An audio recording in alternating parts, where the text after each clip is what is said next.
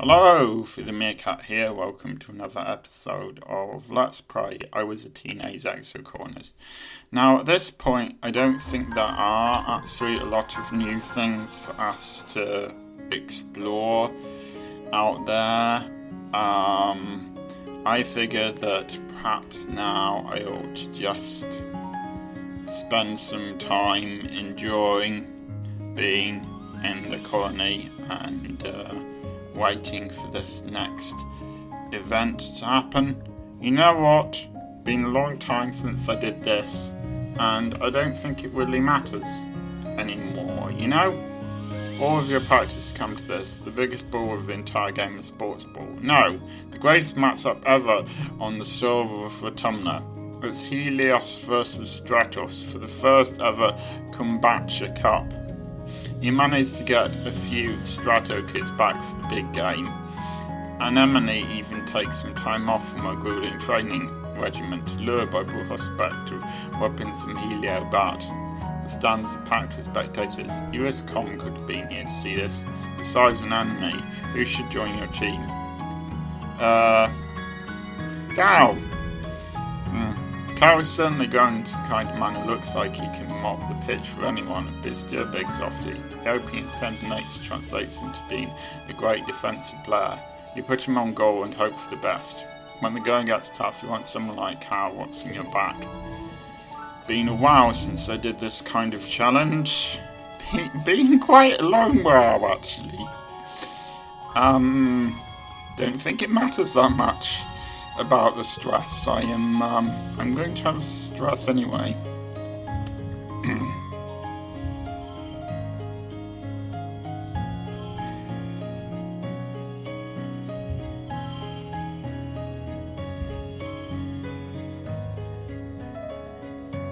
There we go.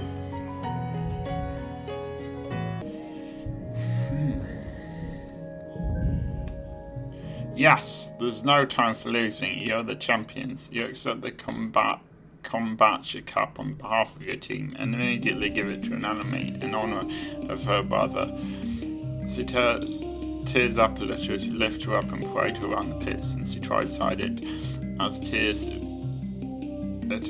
of joy. Cool. Glad I did this. The Helio team takes their loss pretty hard. They roll while they bind face. You're a bunch of jokers, he says. There's no way untalented colony losers could beat a team with most elite soldiers on the planet. Helios match their agreement and Vase continues. I don't know what I expected from a bunch of criminals. Of course you cheated your own dumb made-up game. Nobody cheated, Vase, Cal says evenly, trying to diffuse things. He may be a pacifist, but you can't be sure he won't defend himself if Vase throws a sponge. He put down an enemy. She clutches the cup awkwardly, unsure whether to side with Vase or her childhood friends. The Helios kids are clearly agitated, as are your teammates. Only Rex seems to be holding it together on the other side, hanging around near the edges and trying not to engage. Pumped up from the adrenaline of the win, your awareness narrows to just the people on the pitch. The adults haven't noticed the tensions are about to boil over. You have the sudden intrusive thought of smashing Face right to his stupid mouth before anyone can stop you. What do you do? I ignore them, because I'm an adult. It doesn't feel great to have your victory marred by these buttheads, but walking away is the smartest choice. You parade the Kombucha Cup around some more and leave the Helio team to lick their wounds in peace. It feels good to have a win though, even if it is just in sports ball. You sleep a little easier tonight. Good. I mean, I don't really need the extra toughness, but at this point I don't really think I need the extra anything. I think we're just kind of waiting now. And while we're waiting, let's do some studying.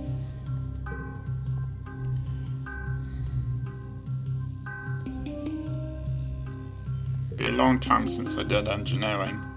Night sky for Tumnah is like no star chart in the hollow archives you bought from Earth. You're not even certain if the stars you're seeing are new ones entirely are the same ones, but seen from a different angle, where the one who actually spat you out is a mystery.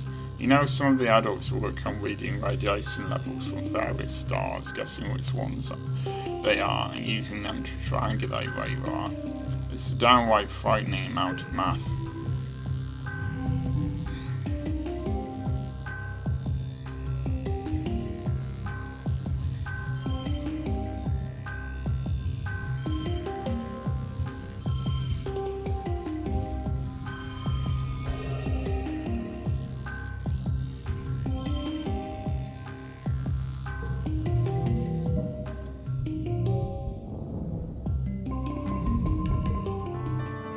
I'm pretty stressed, but this is going to de-stress me.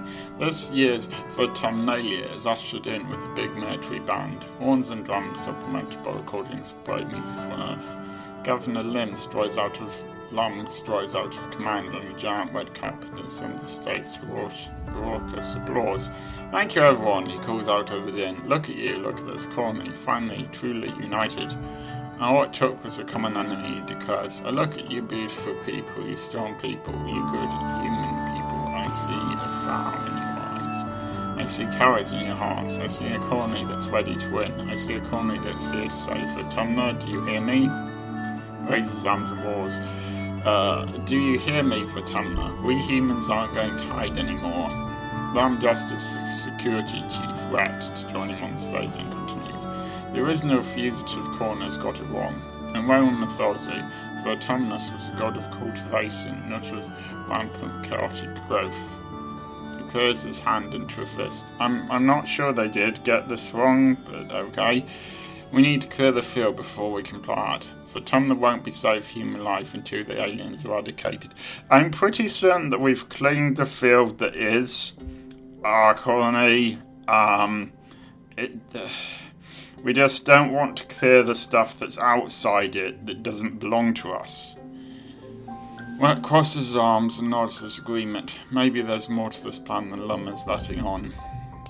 Lum descends from stage and does a receiving line of handshakes and fist bumps. In the vacuum left by his presence, Chief Administrator Sequi takes podium and clears their throat. Ahem.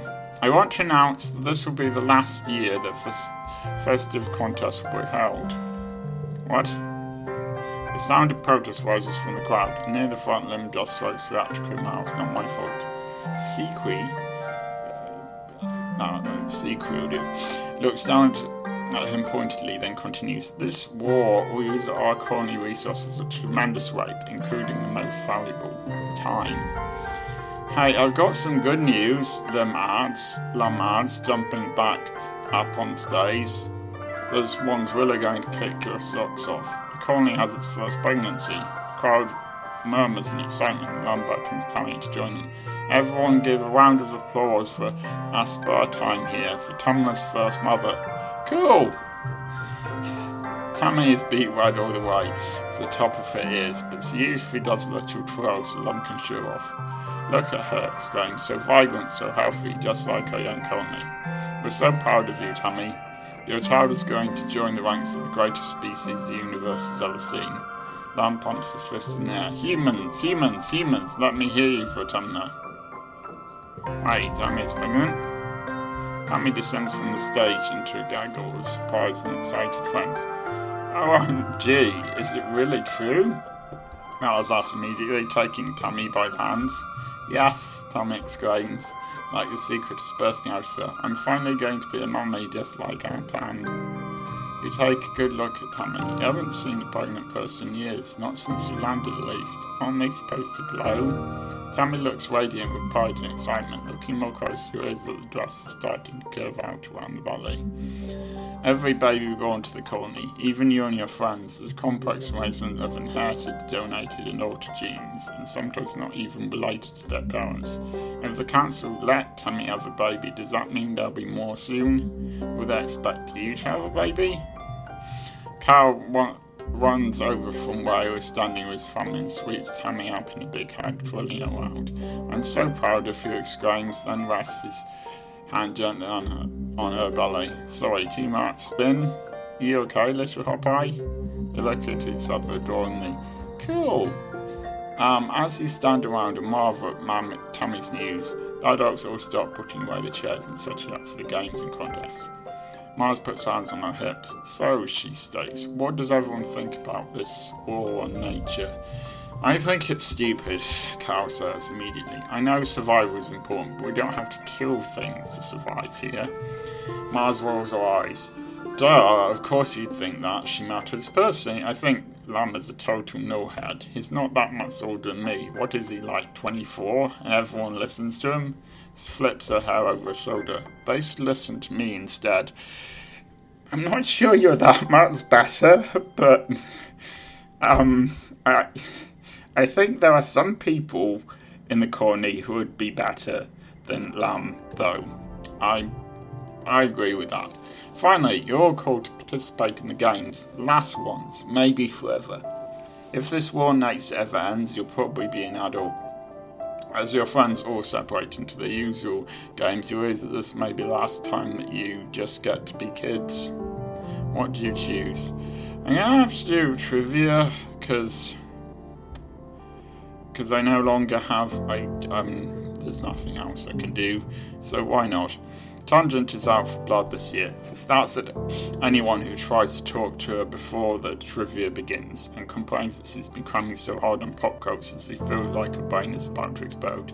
Meanwhile, Naomi just bobs along to the music and they're here speak as they wait, totally unbothered.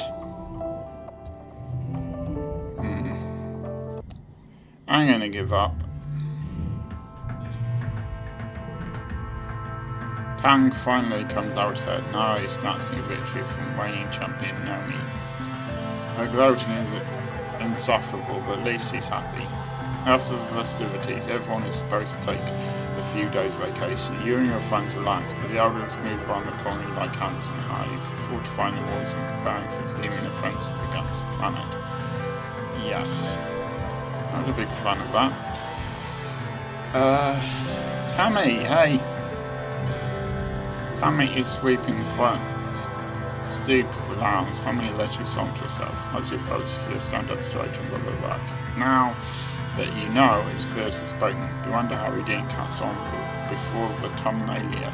But it's still mind-blowing that she's going to have a baby. The first child born from someone who was themselves born in space. It's hard to believe she's only 1 year older than you. Little Tammy, who cries when toys break, is scared to leave the walls. She's going to be a mum. Tammy looks up as she approaches and smiles. Hello, Solana. It's nice out today, don't you think? She always thinks it's a nice day, even when it's pouring rain. It must be nice to be so cheerful all the time. You look beautiful.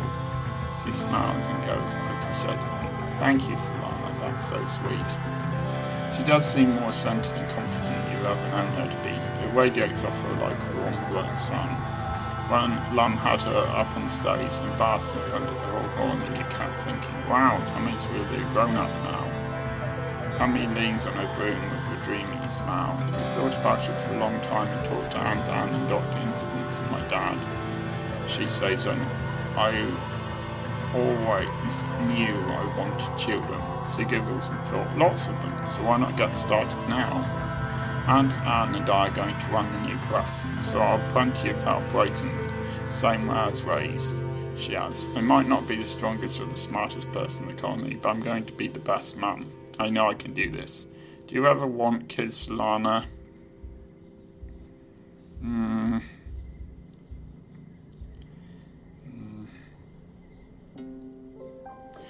Ugh, no, never. That's okay, Solana. It's not for everyone. I'm sure you make wonderful explorer, engineer, whatever else you set your mind on. Tammy goes back to sweeping the stoop, adding little snippets of lyrics to a made-up song.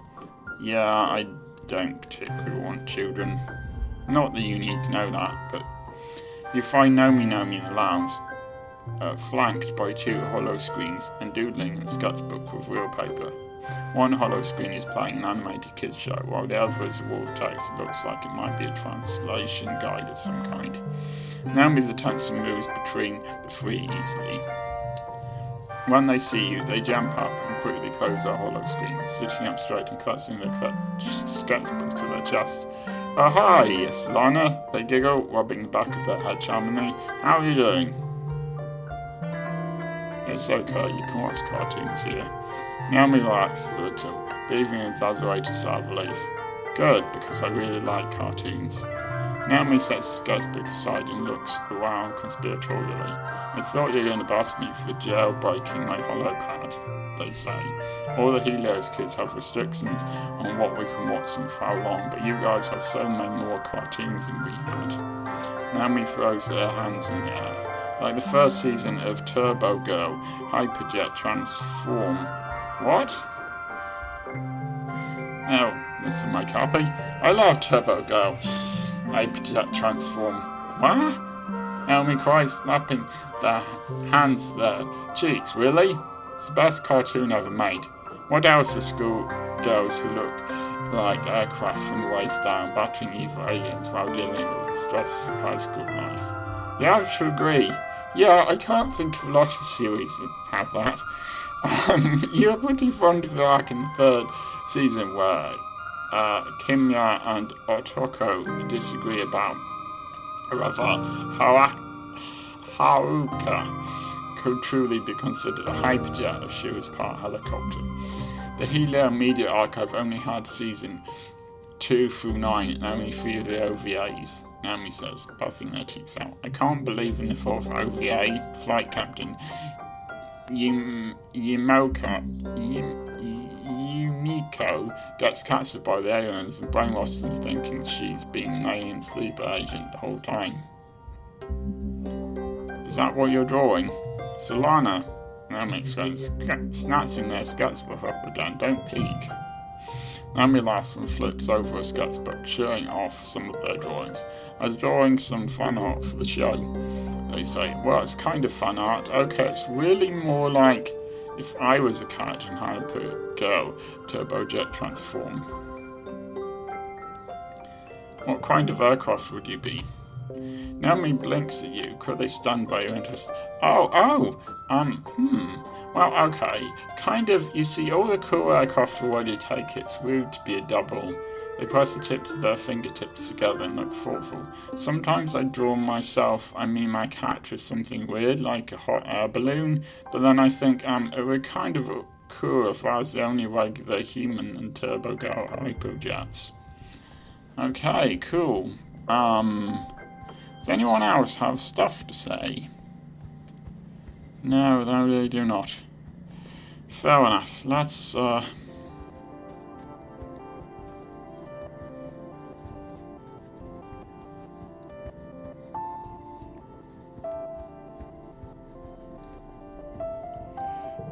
do some more learning.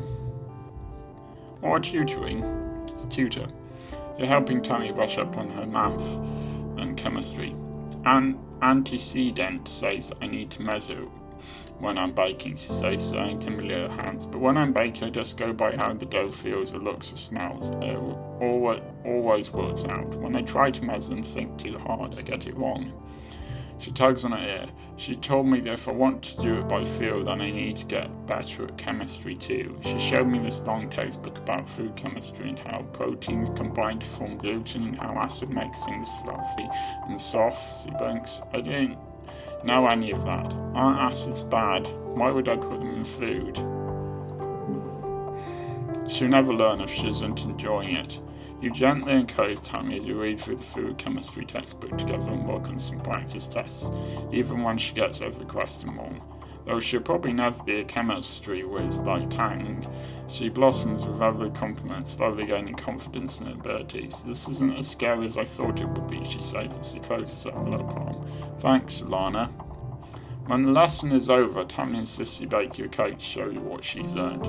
She didn't really understand the lessons, but she has the confidence to taste it as she goes and adjusts the recipe based on gut feeling, now informed by some solid book learning.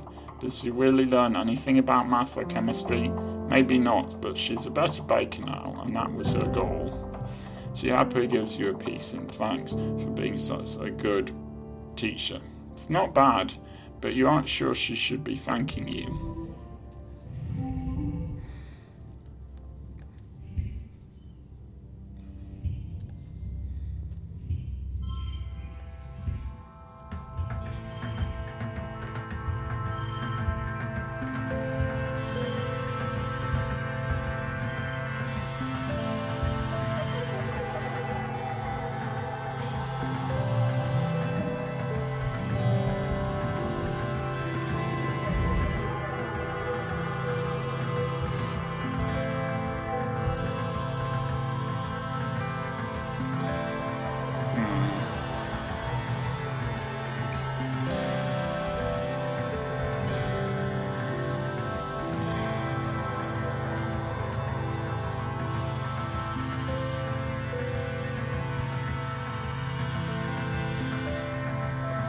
Alright, let's do one more sports ball thingy.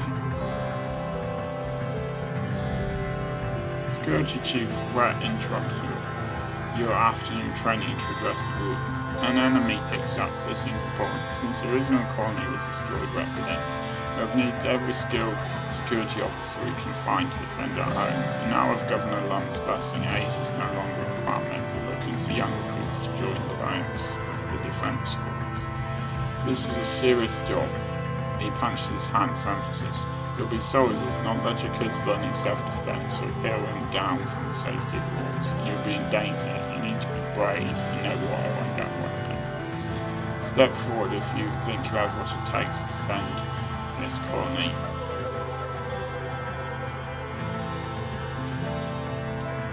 Good. You say steps a step forward, including an enemy. For the rest of you, if you change your mind and want to join the real soldiers, you know where my office is.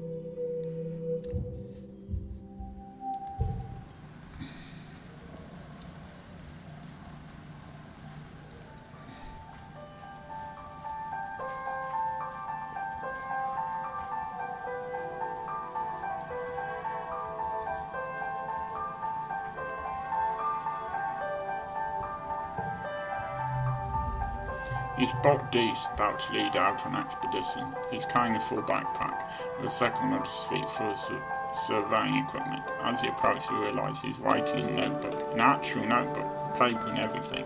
Braces his knee, with one foot on his equipment. He looks up as you approach and closes his notebook. Slip it into the jacket pocket over his heart. Oh hey, Salami, he says and tucks a pen behind his ear. Are you coming too? That's cool, maybe we'll be posted near each other. What were you writing? Just stuff, says dismissively. I like writing on paper. It feels more real, you know? It's more private than having everything in a hollow palm where people could find it. You beg him for more details. These huffs through his nose, but he looks amused.